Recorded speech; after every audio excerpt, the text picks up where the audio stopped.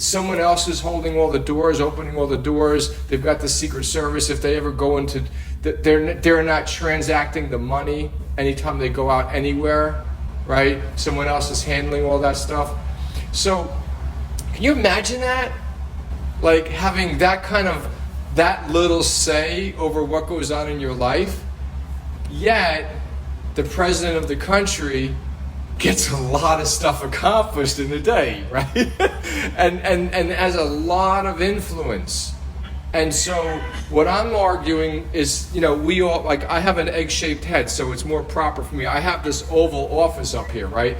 I want to make sure that I'm voting for the thoughts that I want to have going on in my mind. The deal is I want to make sure that I keep voting for what I want to be in the Oval Office, right? I want to vote for this is my energy, not I don't have time. I want to vote for I love eating apples and I eat one every day, not I love Cheetos, because I could easily run that thought through my mind. I could do that. I want to relate to the projects I'm engaging in like I'm learning something and I'm having a fantastic time doing it, and I've got all the resources that I'll ever need that are right within my community. Either I have them already or I have relationships with people as if I needed to do something that I legitimately can't do. It's just a matter of reaching out to 4 or 5 or 6 people that are already in a relationship with me and asking them, hey, I'm trying to do X. I think you might know how to do it. Can you give me some pointers? Or maybe can you do it for me and I'll appreciate you, or I'll even pay you, or whatever. The idea is that there's so much available. We do what we call wasting a lot of time because we're trying to get the time to work for us. We're trying to control time. We're trying to fit it all in. What I'm offering here is we stop doing that. We focus on our energy. Think of it like this. Every minute that just went by is a minute that you invested energy into something. Did it please you or did it displease you? If it pleased you, great. What a wonderful experience you gave yourself, right? Now keep doing that and keep doing that, keep doing that. If you find yourself engaged in some thinking or some acting that's displeasing, what can you do to alter it, right? How can you create a shift in what's going on? A lot of times what we're doing is we're in resistance. I read this line from a book. It said, life is either resistance or surrender. These are the only choices. And we're not talking about surrender like in a war where you're fighting and you just, okay, I'm going to just give in. Surrender is more like when I'm with my children, I'm not in my phone. I'm with my children. I'm surrendering to that. Surrender is like, I want my wife to do a thing. She's not doing it yet. So I surrender to the reality that she's not doing it yet. And I get off her case. And I just be with that it's not happening right now. And I surrender to, okay, it's not happening right now. If I have an investment in a stock and I want it to be at 20 and it's at $8.50 and I've been in it for a while, I surrender to where it's at. I don't keep looking at it being upset that it's not where I want it to be, right? I surrender to the what is so right now in the moment. That's what I'm talking about. Or I could just be resisting it, right? And when I'm surrendering, I'm like, okay, I got that. That's happening. Or I got that. That's not happening, because I can see that it's not happening. And okay, got that. Now what's next? What's next? What's now? Right? What's now? What's right now? What am I going to engage in right now? What's going to give me an experience of pleasure right now? And that there's not going to be a consequence in the future. Because, I could eat the ice cream excessively. I'm not talking about just having a few spoons. I'm talking about eating like a whole pint, right? I could do that. It's going to seem very pleasurable, but it's going to have a bad impact on me in the next few hours. Or I could eat a few spoons and really enjoy that. Or maybe I'm practicing not having it at all. and I could just enjoy not having it. Maybe I even buy a pint and I give myself the exercise every day. I'll take a spoon and I'll throw it in the garbage and I'll put the lid back on. I'll do that, and I'll do that for 21 days. To waste the ice cream? No. To erase the pattern. To erase the pattern. Just open it up. I don't want this. Psh, in the garbage. Put the lid back on. Put it away. Do it again. I don't want this. I like how I feel more than the way this is going to taste. And the one bite might lead to several bites, and that's going to make me feel worse. Whereas the good feeling is going to lead to more good feelings, and I really like that. So here, this goes in the garbage, and I put the lid back on.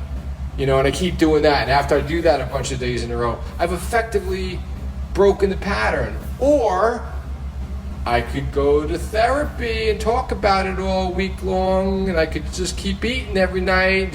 I could do that, right? But that's trying to control, like, the ice cream, and it's trying to get somebody else to help control a thing. If I've recognized that I have dominion and I start to practice showing up in the way that I want to show up, I'm not saying, folks, this is necessarily easy, but I'm also acknowledging it ain't hard either. Easy or hard are relative phenomenon. They have to do with my proximity to those things. Dan, you're in Manhattan right now. It's very easy for me to get to you. In terms of, I've got other things to do today, but in terms of just getting there, if my calendar was free, it'd be very easy to get to you. Hosanna, be a lot harder to get to you. You're in New Mexico. But if I decided today to fly to Phoenix, and I wake up tomorrow in a hotel in Phoenix, all of a sudden, I just made it easier to be at your place, and I made it harder to be at Dan's place.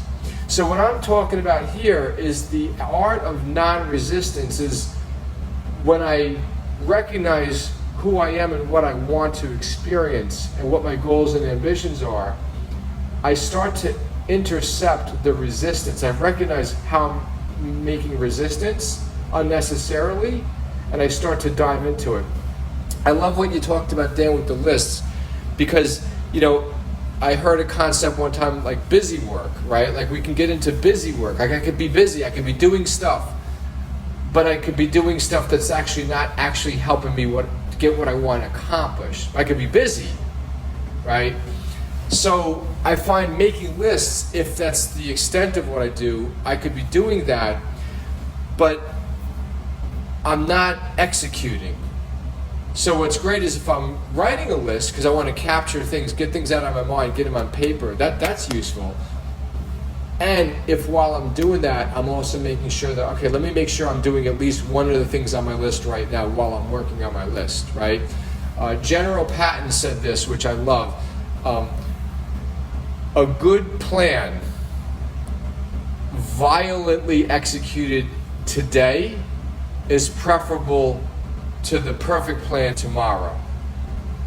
And too often, we're not violently executing the good plan now because we're like, I don't know if it's like the best thing. I don't know. Like, I'm not really focused on barreling through my emails or knocking out this one thing that's on my list, or like, I'm not barreling my way through that because it's not perfect. I haven't perfected what I want. Like, I'm not making the video because the concept isn't my best concept, and I haven't mastered making the videos, right? And I haven't gotten like a newsletter where I have 58,000 subscribers. Like, so I don't do it, which is ridiculous. Because if I just do what I can do now and I violently execute that, like, I'll go to my garage today and I'll violently work for 45 minutes. And when I say violently, I'm not talking about like, General Patton was a soldier in war, right?